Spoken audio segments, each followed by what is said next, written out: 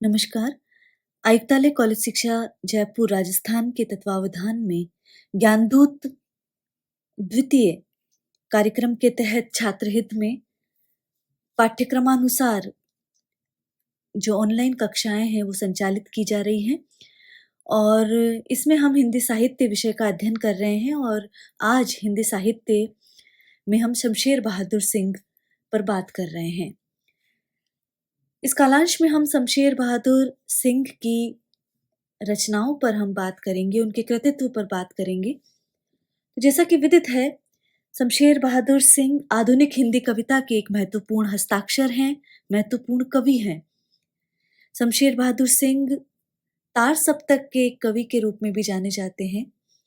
प्रश्न उठता है कि तार सप्तक क्या है? तो जैसा कि हमें पता है, तार सप्तक एक काव्य संग्रह है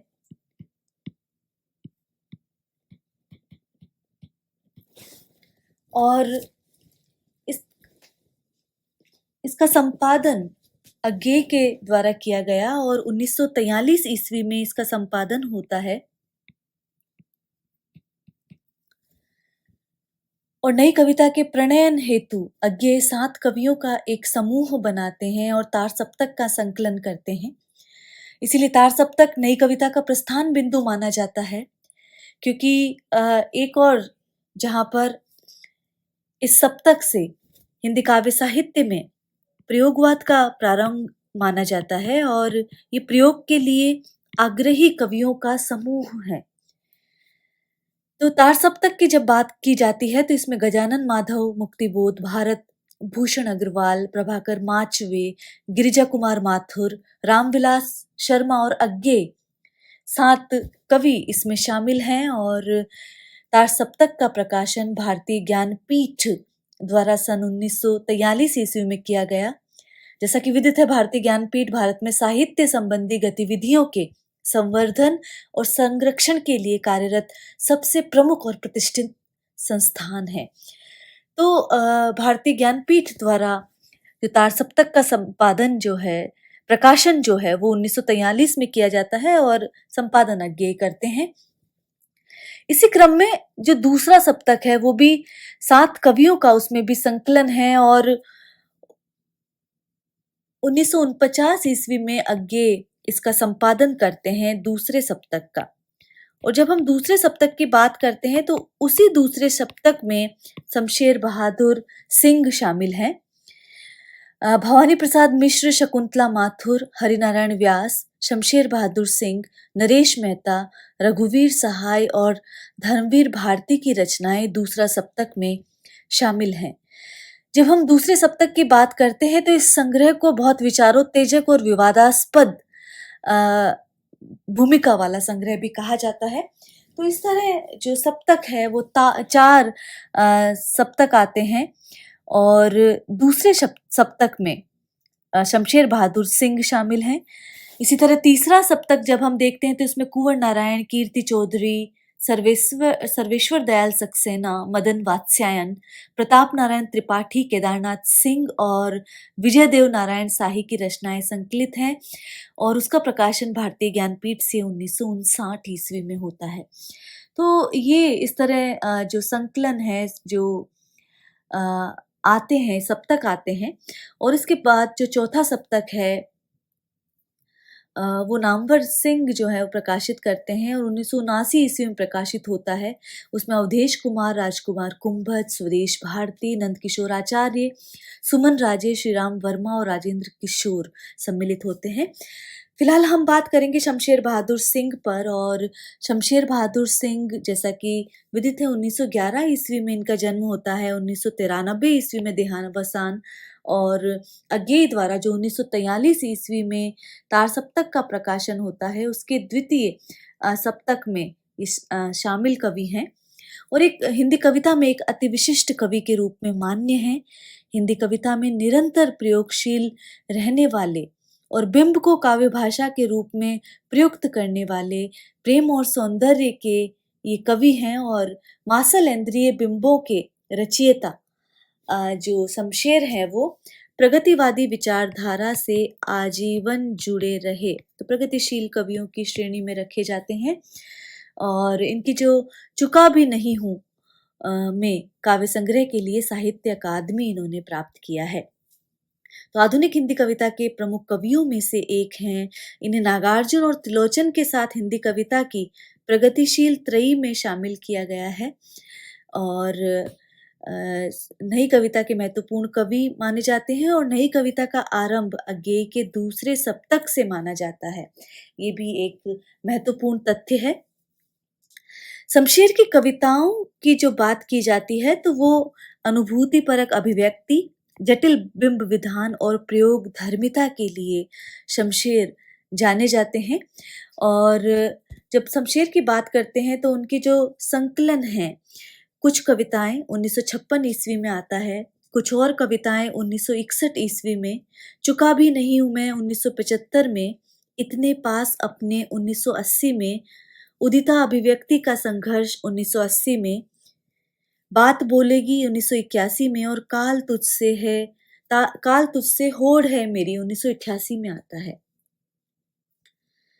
तो जब हम देखते हैं कि सच्चिदानंद वात्स्यायन अज्ञेय द्वारा जो 1951 में दूसरा सप्तक प्रकाशित होता है, उसके महत्वपूर्ण कवि शमशेर अपना सफर जो अपने प्रारंभिक कविताओं में छायावादी कविताएं भी वो लिखते हैं, लेकिन यहाँ पर वो बहुआयामी व्यक्तित्व, वैचारिक सोच और संवेदना को प्रकट करते हैं।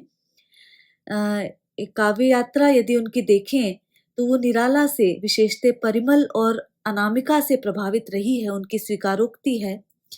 साथ ही उर्दू की गजलियत और चित्रकारी ने भी उनके काव्य और विचारों को प्रभावित किया है। तो यहाँ पर शमशेर बहादुर सिंह उन कवियों में रहे हैं जो लगातार कविता के प्रति सजग और समर्पित व्यक्तित्व रखते हैं। राजनीतिक दृष्टि से बहुत ज्यादा सक्रिय वे नहीं रहे, लेकिन उनकी कविता में निहित मूल्य दृष्टि में और उनकी घोषित राजनीति में राजनीतिक दृष्टि से लगातार एक विरोध भी रहा है।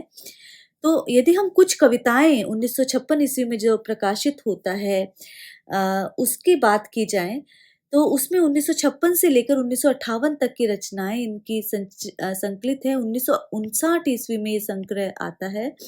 तो इस संकलन की कविताओं का चयन जो है जगत शंखधर करते हैं और इसमें भी भिन्न भिन्न रंगों और भावों की लगभग 36 कविताओं का ये संग्रह है और मुक्त छंदीय कविताएं हैं और उनके प्रयोग धर्मिता के दर्शन होते हैं। निराला के प्रति जो कविता है उससे इस संकलन का प्रारंभ होता है और यहाँ पर जो भावना और वैचारिकता और संवेदना के दर्शन उनमें होते हैं। कुछ और कविताएं 1961 में आता है और इस संग्रह में टूटी हुई, बिखरी हुई जैसी महत्वपूर्ण कविता समावेशित है। प्रगतिवादी विचारधारा का प्रतिनिधित्व करने वाली बात बोलेगी और वाम वाम वाम दिशा जैसी रचनाएं भी कुछ और कविताएं शीर्षक संग्रह में समावेशित है। चुका भी नहीं मैं इसके लिए 1977 में साहित्य अकादमी पुरस्कार से सम्मानित हो चुका है ये संग्रह और 1975 में ये प्रकाशित होता है। 50 कविताओं का ये संग्रह है जिसमें शिल्प और भाषा का जो नवीन आग्रह है वो दिखाई देता है और 1981 में इस संग्रह का संशोधित संग्रह चुका भी हूं नहीं मैं के नाम से प्रकाशित होता है और ये एक महत्वपूर्ण संग्रह है। इतने पास अपने और उदिता अभिव्यक्ति का संघर्ष भी इनकी महत्वपूर्ण संकलन है। उदिता संग्रह जो है शमशेर का एक विशिष्ट संग्रह माना जाता है और इसमें यदि हम देखें तो वो कहते हैं भूमिका में कि मैं अपने पास से बातें करता हूँ, हम सब एक ना एक क्षण में करते हैं बेमानी बातें, खाम ख्यालियां, बेसर पैर के कुलाबे, उनका कोई छंद नहीं होता, उन सब में कहाँ ठहराव और फैलाव और थाप और गिराव भी होता है, कहीं स्टेंजा बनता है और कहीं पेरा। तो ये वो उदिता अभिव्यक्ति के संघर्ष में वो कहते हैं। इतने पास अपने भी शमशेर का एक श्रेष्ठ संग्रह है और इस कविता संग्रह की अधिकांश रचनाएं मृत्युबोध और साथी कवियों, कलाकारों की कला को स्वीकारने आदि से संबंधित हैं। बात बोलेगी की बात जब हम करते हैं तो इस संग्रह में शमशेर की वे कविताएं संकलित हैं जो स्वतंत्रता आंदोलन और प्रगतिवाद मार्क्सवादी विचारधारा को प्रकट करती हैं। तो वो संकलन इसमें आते हैं। 38 रचनाएं इसमें 38 कविताएं इसमें समावेशित हैं और इस संग्रह में उनकी काव्य प्रक्रिया देश भाषा समाज धर्म और राजनीति के विषयों को इस कविताओं की विषय वस्तु के रूप में उठाया गया है। बात बोलेगी हम नहीं भेद खोलेगी बात ही, ये शीर्षक कविता है। काल तुझसे है होड़ मेरी, काल तुझसे होड़ है मेरी, शमशेर का ये काव्य संग्रह है 1988 में आता है, वाणी से प्रकाशित होता है और इसमें डॉक्टर रंजना अरगड़े द्वारा चयनित कविताओं में अधिकांश रचनाएं इसमें पूर्व प्रकाशित काव्य संग्रहों में आ गई है, लेकिन फिर भी इसमें काफी रचनाएं हैं जो अप्रकाशित है। इस संग्रह की रचनाओं के विषय में शमशेर ने कहा है कि मैं सदा ही अपने मानसिक परिवेश को चित्रित करता रहा हूँ, परिवेश के साथ साथ उसके माहौल को भी। तो इस संग्रह में उनके जीवन के सतत संघर्ष को देखा जा सकता है और कवि काल से होड़ लेते नजर आते हैं। काल अपराजित है, उससे कोई पराजित नहीं कर सकता, किंतु शमशेर तो उसमें वास कर रहे हैं, वह भी अपराजित रहकर। वे एक निष्ठ लक्ष्य के प्रति पूर्ण समर्पित और स्थिर नजर आते हैं। इसलिए वो कहते हैं तुमको पाना है अविराम सब मिथ्याओं में ओ मेरे सत्य। उनकी मृत्यु के पश्चात एक संग्रह और प्रकाशित होता है और उसका शीर्षक है कहीं बहुत दूर से सुन रहा हूं, कहीं बहुत दूर से सुन रहा हूं, ये शीर्षक है। और ये 1995 में 1995 में 1995 में ये संग्रह आता है।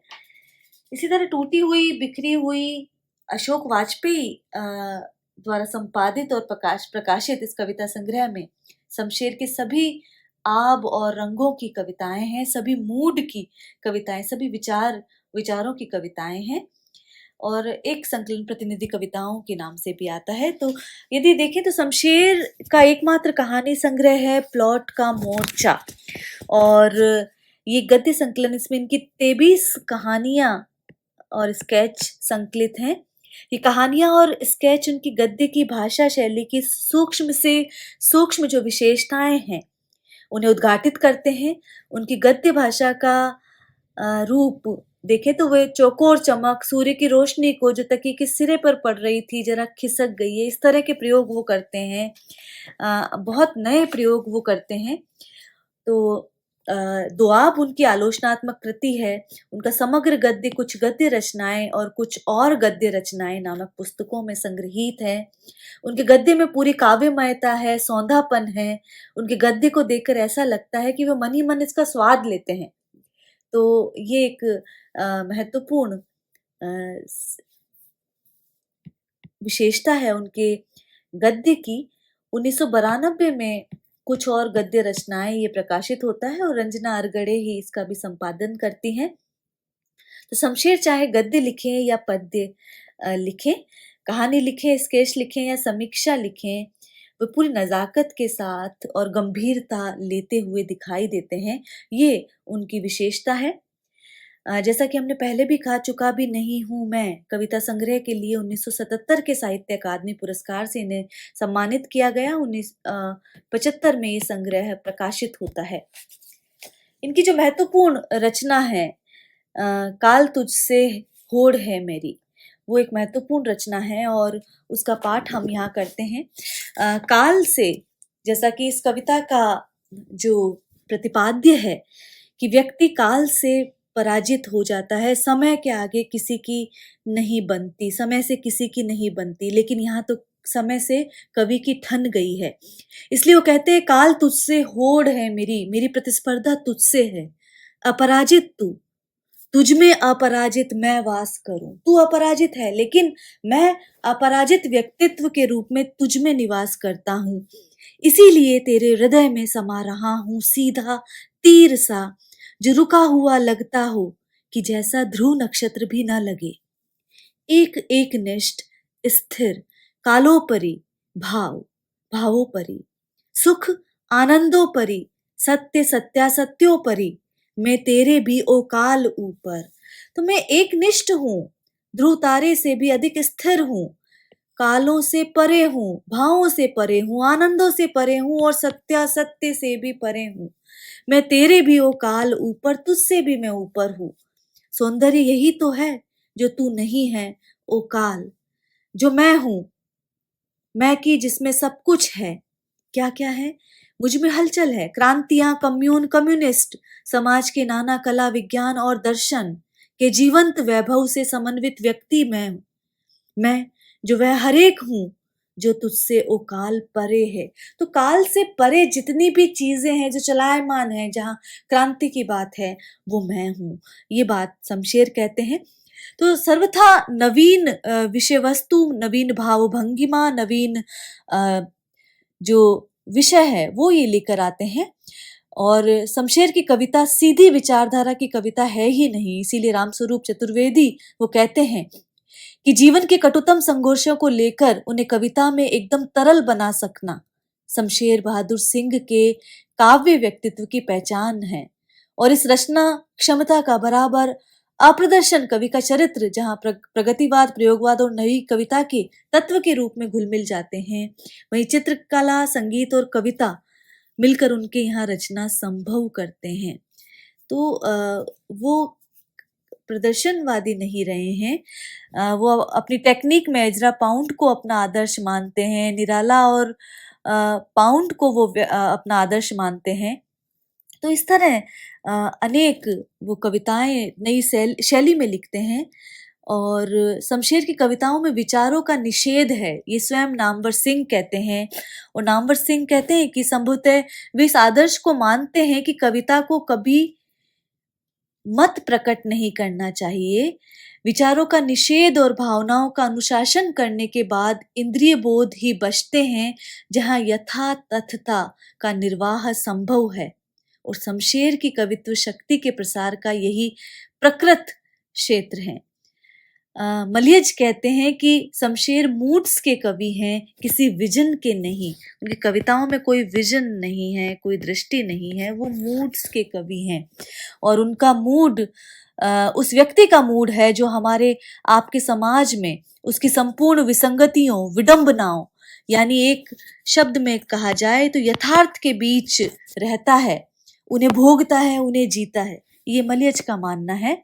और डॉक्टर नामवर सिंह का निष्कर्ष है कि शमशेर के लिए इतना ही काफी है कि वे कवि हैं, सिर्फ कवि, विशुद्ध कवि, न शुद्ध कविता का कवि, न कवियों का कवि, न प्रयोग का कवि और न प्रगति का ही कवि। कुछ ऐसे कवि होते हैं जिन्हें हर विशेषण छोटा कर देता है।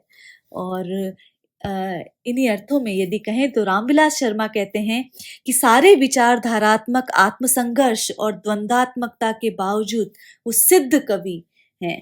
तो सिद्ध कवियों की श्रेणी में शमशेर रखे जाते हैं। शमशेर ने कुछ अनुवाद भी किया है, पृथ्वी और आकाश, जो रूसी के अंग्रेजी अनुवाद से, जिसके मूल लेखक वांदा वैसिल्युस्का हैं। षड्यंत्र अंग्रेजी से अनुवाद किया है, कामिनी उर्दू से, हुश्रू पी कहाँ उर्दू साहित्य का संक्षिप्त इतिहास लिखा है। तो इस तरह जो महत्वपूर्ण काम उन्होंने किए हैं। इन्हें कबीर सम्मान और मैथिली शरण गुप्त सम्मान से भी सम्मानित किया जा चुका है। तो शमशेर जो है हिंदी कविता, आधुनिक हिंदी कविता के महत्वपूर्ण हस्ताक्षर के रूप में जाने जाते हैं। और शमशेर हिंदी कविता में इंद्रिय बोध की सर्चना करते हैं, नए भावों को लेकर आते हैं और इस तरह जो काव्य शैली के रूप में जाने जाते हैं। शमशेर बहादुर सिंह जो हैं मुक्त साहचर्य और असंबद्धताजन्य दुरूहता के तत्व कविता में उनके साफ नजर आते हैं। उनके अभिव्यक्ति में कहीं कहीं अधूरापन भी लगता है, उलझन भरी संवेदनशीलता अधिक नजर आती है। उनमें शब्द मोह और शब्द खिलवाड़ के प्रति भी जागरूकता है, शब्द योजना के माध्यम से वो संगीत ध्वनि उत्पन्न करने की भी चेष्टा करते हैं। तो ये सारी प्रवृत्ति शमशेर बहादुर सिंह के काव्य में देखी जाती है और यही शमशेर बहादुर सिंह की कविता का वैशिष्ट्य है।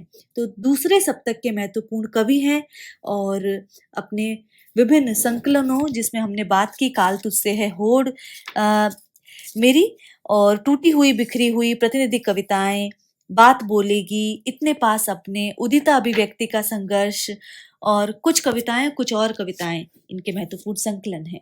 तो शमशेर बहादुर सिंह पर इतनी बात। नमस्कार।